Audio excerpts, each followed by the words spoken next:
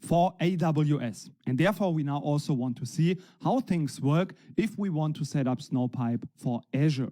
And therefore, in this lecture, we again want to get a high-level overview of the steps that we need to implement to set up Snowpipe for Azure. So how does Snowpipe in Azure work? First of all, we have in Azure containers. This is something that is similar to S3 buckets in AWS. So this is also blob storage where we can put files and then they can be loaded from these containers. So once a file will be dropped or put into this container, this will trigger an event notification. We have to set up this notification, so whenever a file will be put, there will be an event notification created, and this will be placed in a so-called queue storage. This is just a type of storage that can store, for example, messages and notifications, and then those messages or notifications can be again consumed, and it will be in fact consumed by our so-called notification integration. This is an object that we set up in our Snowflake account, and this can watch this queue storage if there will be new notifications. And then those notifications will be consumed. And once there is a new notification, this can then trigger the load of those files. So this is the high-level overview of the steps that we need to take to be able to set up our Snowpipe for Azure. And therefore, now let's have again a quick list of things that we need to set up to be able to make this work for Azure. So the first step is to set up the storage integration as well as the stage, so that we have the connection to our container, as well as, of course, also the connection details and all of the access and permissions to our container. Afterwards, we need to set up on the side of Azure the queue.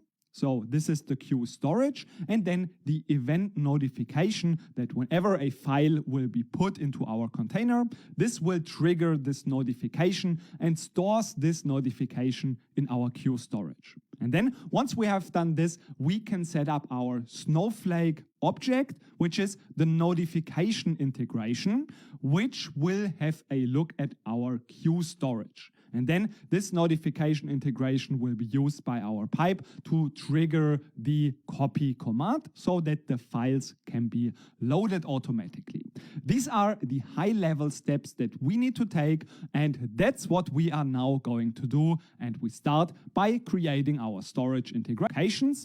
So in this case, it will be just the container, and it needs to be in this format. So let me again go back to our account so we can go to the resource group or maybe even directly to the account. So this was the account that we have created, and in here we have the containers. And in here, we can just go to these three dots and see container properties. And in here, we can just copy this part after HTTPS. So we don't need this HTTPS, but the rest we can just copy. And now after Azure : / we can paste this link in here.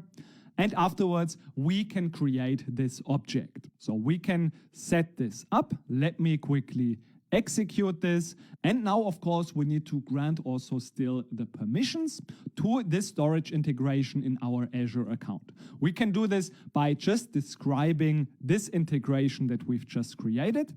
And here we find, if we scroll down a little bit, the consent URL. This is what we can just copy and then paste into our account. And afterwards, we can grant permission to this application. So this is Snowflake PAC and then this code. So this is where we can here grant consent and accept these permissions that are requested.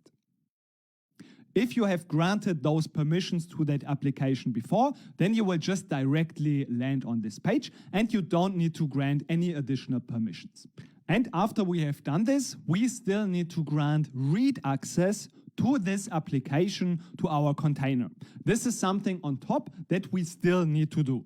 Therefore, we can again go to portal.azure.com and go into our storage account that we have previously created. And we want to go in here into access control because we want to now create a role assignment. And to grant permissions, we can do this by going to add and then add role assignment. And here we can just search for read. So we can say this is read. And in here we can also find storage blob data reader. This is enough for the permission for our storage integration. So this is what we can select, and afterwards we can click on next. And now we can add this enterprise application that we've just granted permission to into the members in here. So we go to select members, and in here we can just search for Snow. And then we can find this enterprise application that we can just select and click again here on select. And afterwards, we can directly go to review and assign this role to our enterprise application. And once we have done this, we can now go back into our Snowflake account. And now we can set up the file format and then also the stage object that is using the storage integration as well as this file format object that we create first. So this is the file format object. And now we can create this stage that also uses this same URL. Therefore, we want to first, of course, copy this container location and paste it also in the URL in our stage. So this is an allowed location from our storage integration. Therefore, we can also use it in our stage. And of course, we also use this file format object. And now that we create this object like this, we can now test it and have a look at if we have access to this container. And indeed, we do have, because we don't get any error message, but we see that there's just no file present currently in our container. Which, of course, if we go to our storage account to containers and open up this, we see there is indeed no file currently available. But we can see that everything is working. And therefore, in the next lecture, we are ready. And now that we have set up our stage to our container, we can set up our notification integration. This will be the object that is having a look at our queue storage in our storage account, where the event notifications will be stored.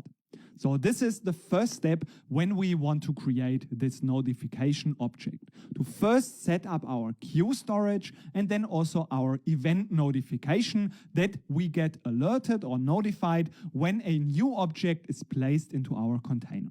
So let's first set up our queue. This will be the storage of the event notification. We can just go to queues under data storage and set up, for example, Snowpipe queue, and this will be just created in that very easy way. We can just create this queue by going to +q and then enter Snowpipe queue. This is just a very simple name of our queue. And like this, we can quickly set up our queue. After we have done this, we can set up our event notification.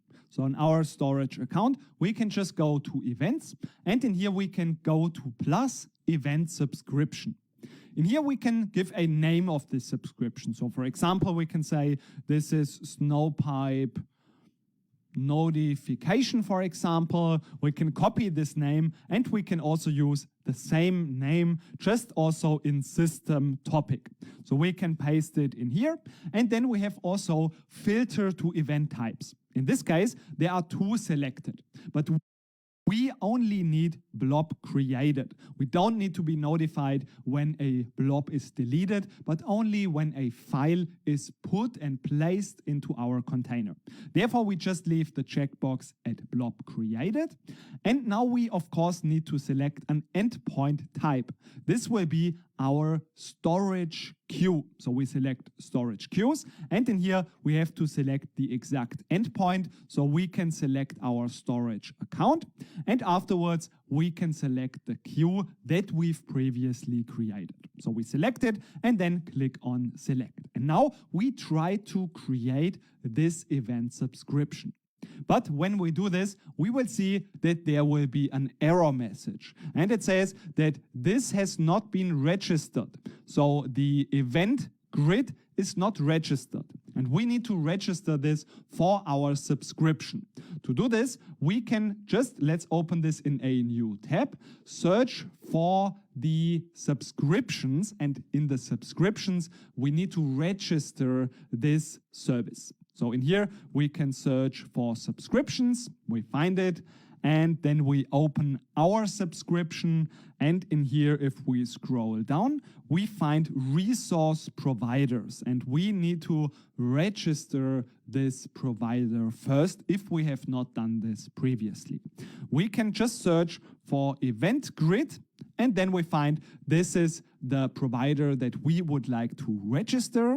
So we just select it and click on register. And afterwards, we should be able to create our event subscription. So this just takes probably a few seconds. Let's quickly refresh. And after a minute or so, this has been registered. So now if we go back to our event subscription, we should be able to create this event subscription. So we click on create.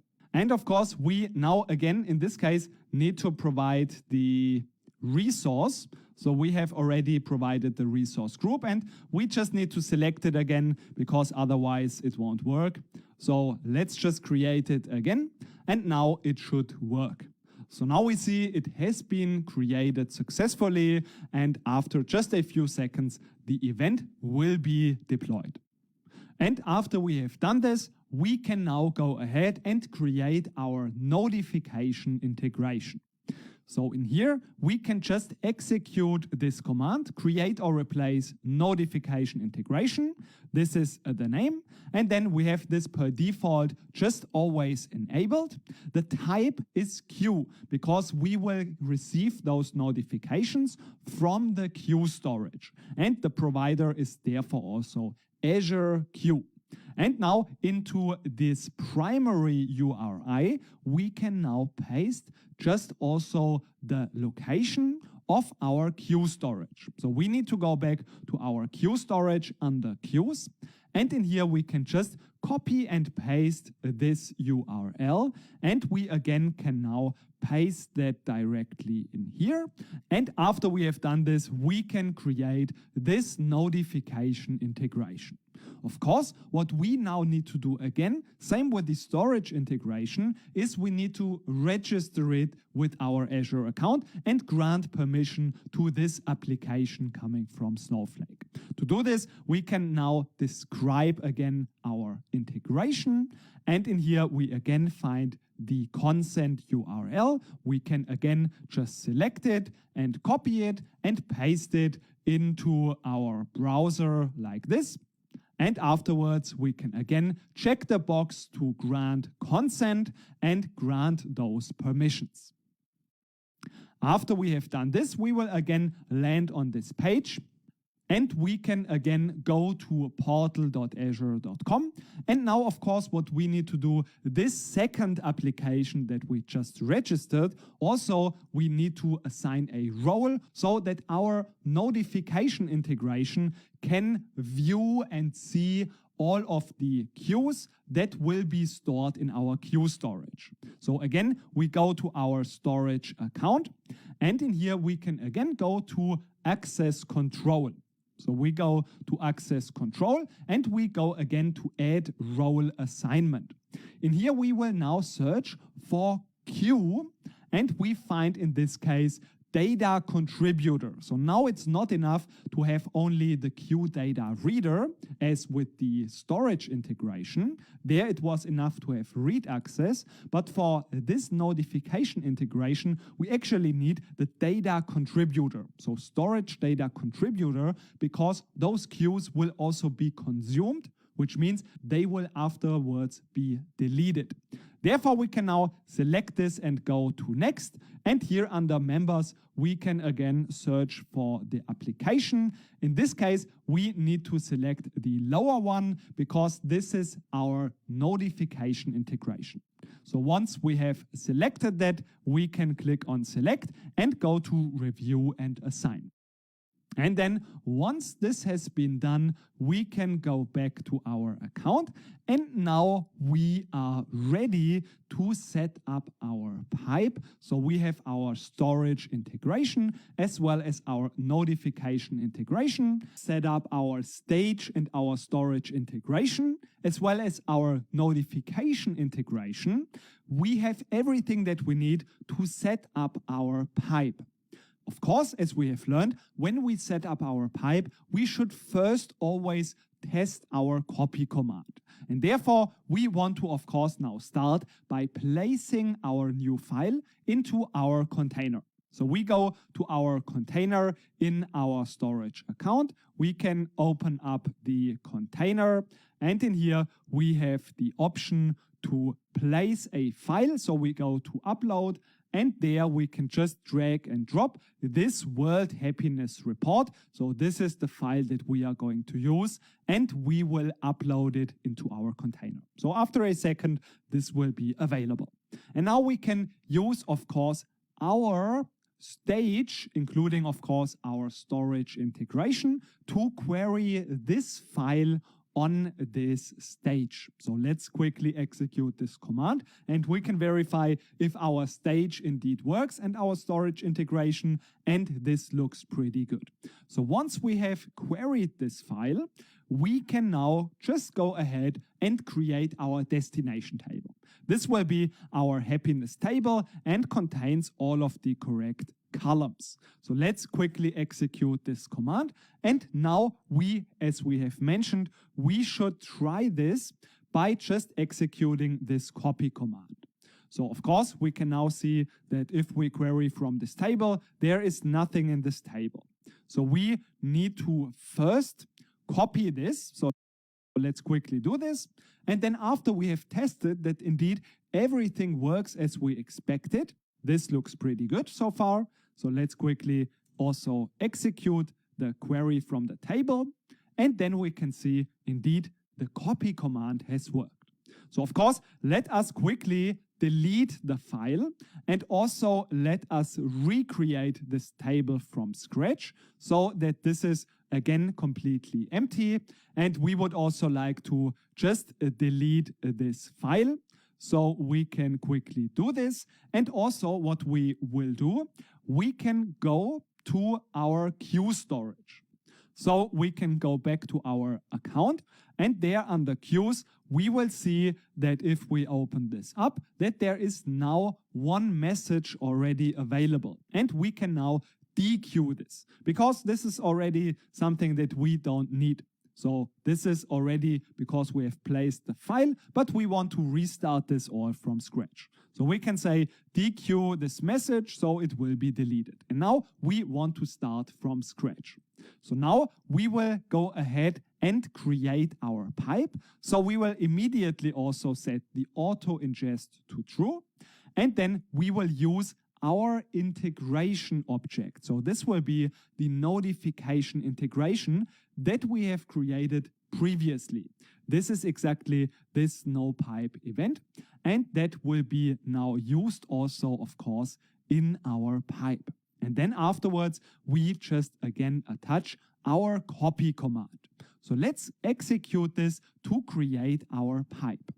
And now the pipe has been created. Of course, what we can now do, if we query from the table, we will still see it's completely empty. But now if we place this file into our container again, that's what we want to try, because then we will see if our pipe works now or not. So let's open up the container, go to upload, and in here we again want to place our file.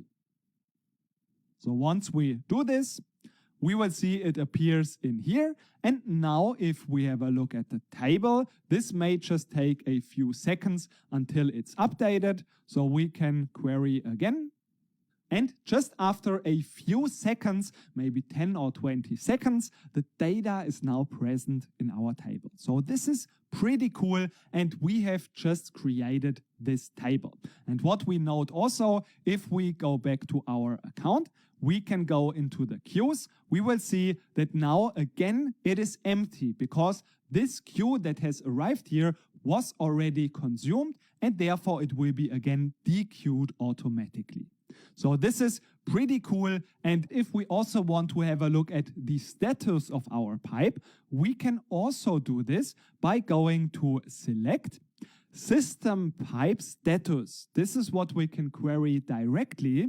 And in here, we just have to insert the name of our pipe. So we can see that there's this JSON file. We can just expand this a little bit, or just also go to this expand. And in here, we will see what has happened with this pipe. So if there would be an error message, this would appear also in here in this JSON format. So we could see what exactly is the error message and then handle this. For example, a common mistake that people make is that they forget to grant permission to the notification integration. So of course, if this is the case, the pipe cannot read from the queue and therefore it will not work.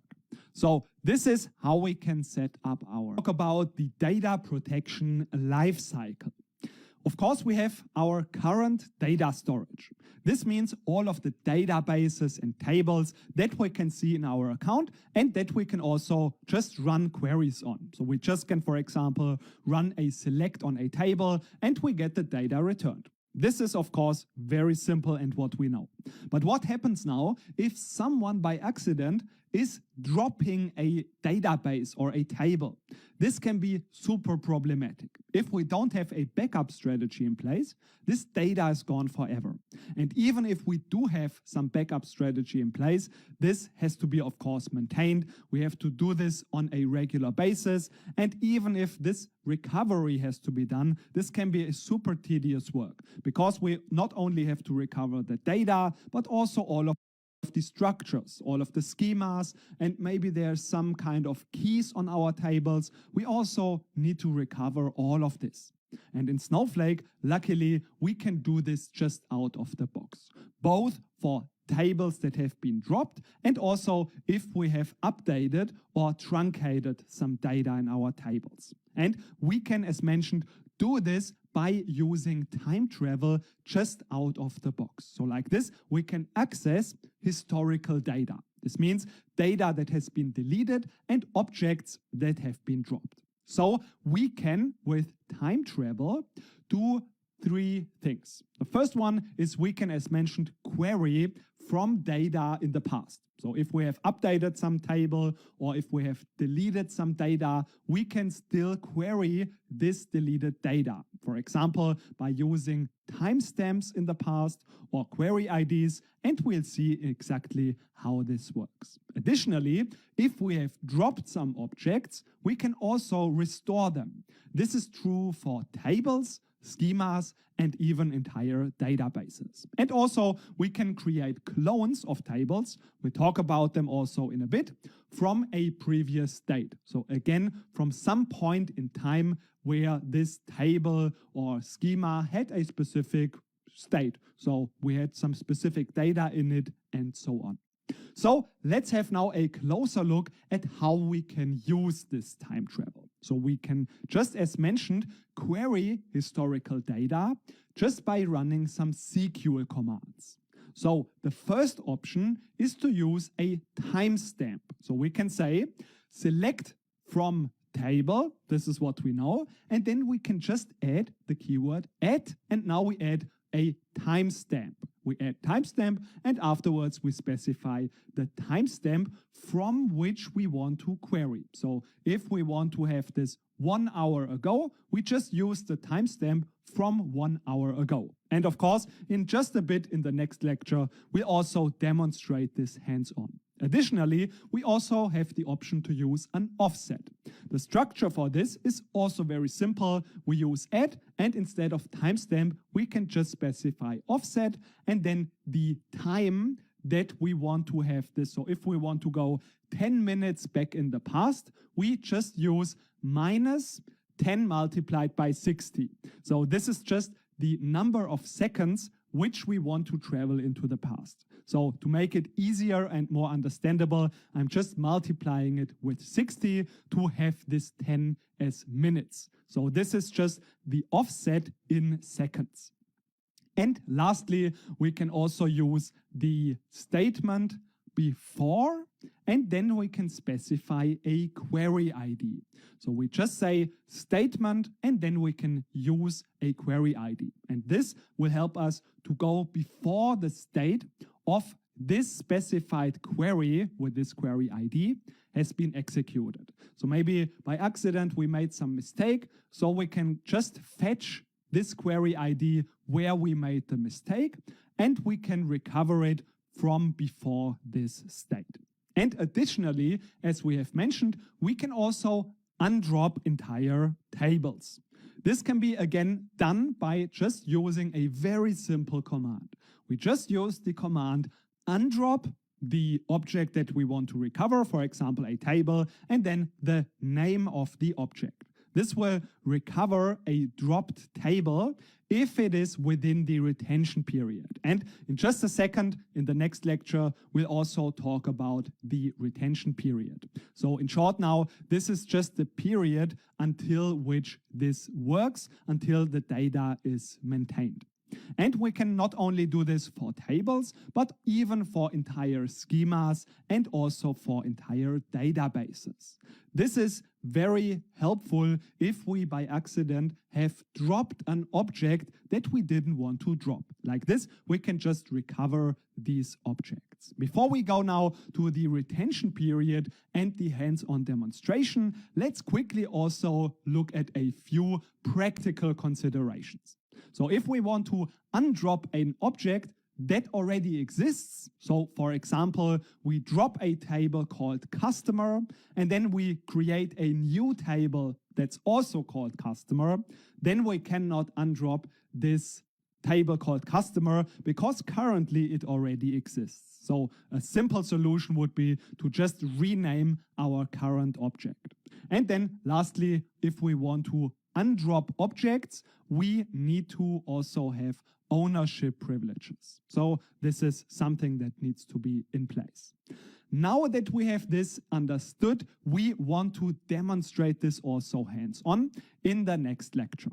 The time travel feature in Snowflake. This is a very important feature which allows us basically to travel back in time. So this is part of the data protection lifecycle. This means that we can just, if we have some accidental deletions or some modifications that would usually maybe cause some data loss, but we can prevent it or restore data using this time travel feature. So basically, as we have said, we can travel back in time before some deletion or some modification has happened.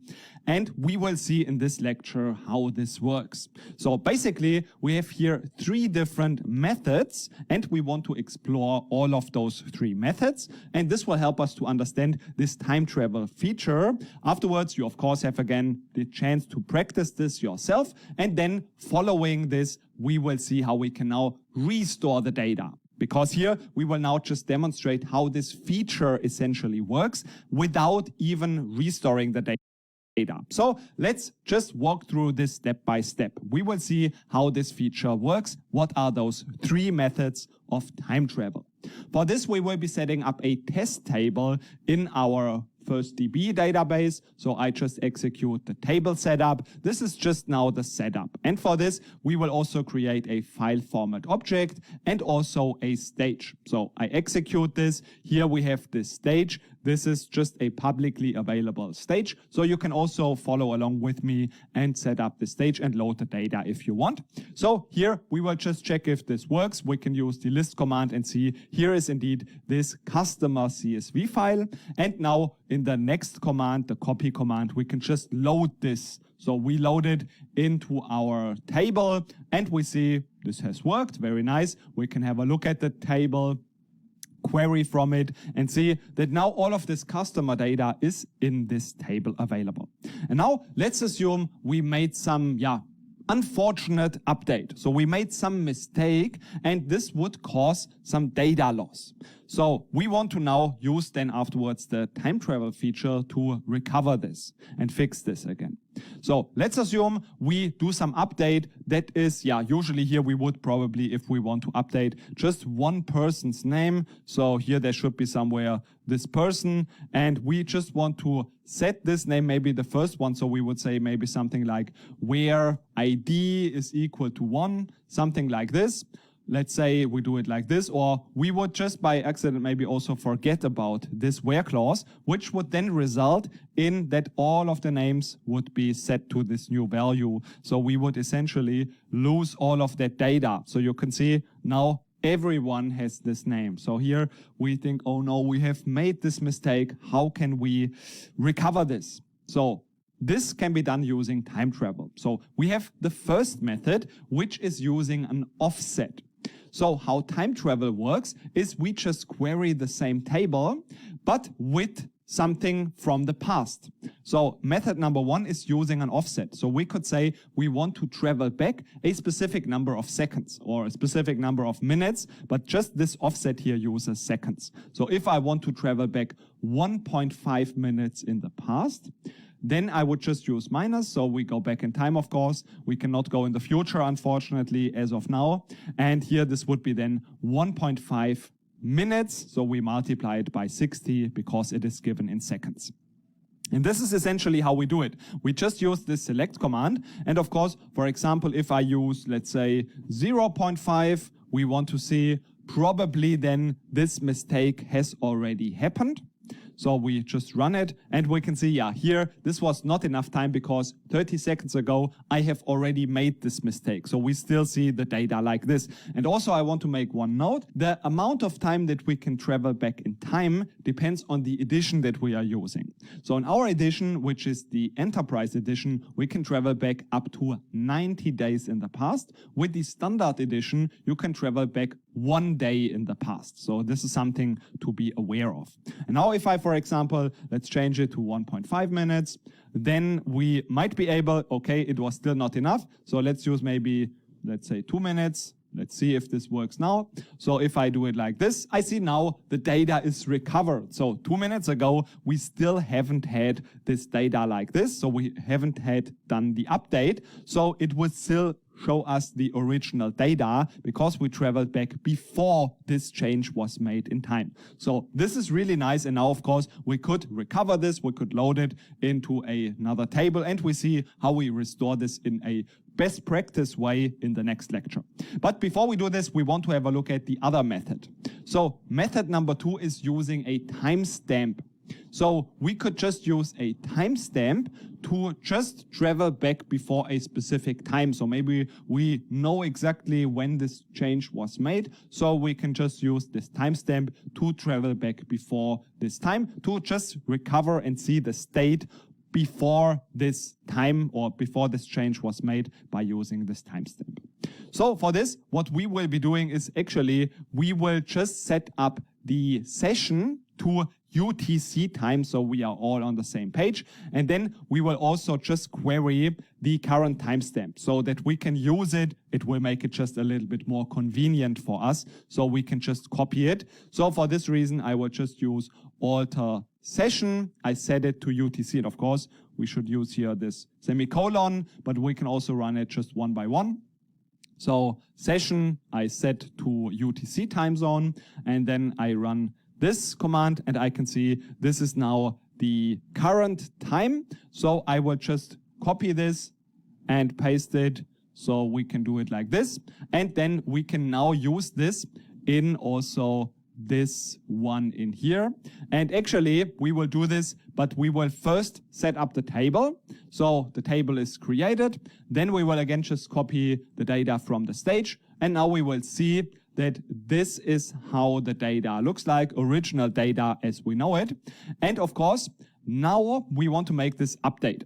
So this update would again, maybe here in this case, set all of the jobs to data scientists. So we would lose all of the jobs. Let's do this. And actually, let's get now this timestamp so that we can travel back to this moment now. So that we can still do it before the update has happened. So I will again just select it and then copy it. And this is what I will be using now. And now I make this update. And then we can travel back to this timestamp before we made this update. So let's use this timestamp now. And we just paste it in here. We have this string and we convert it into a real timestamp.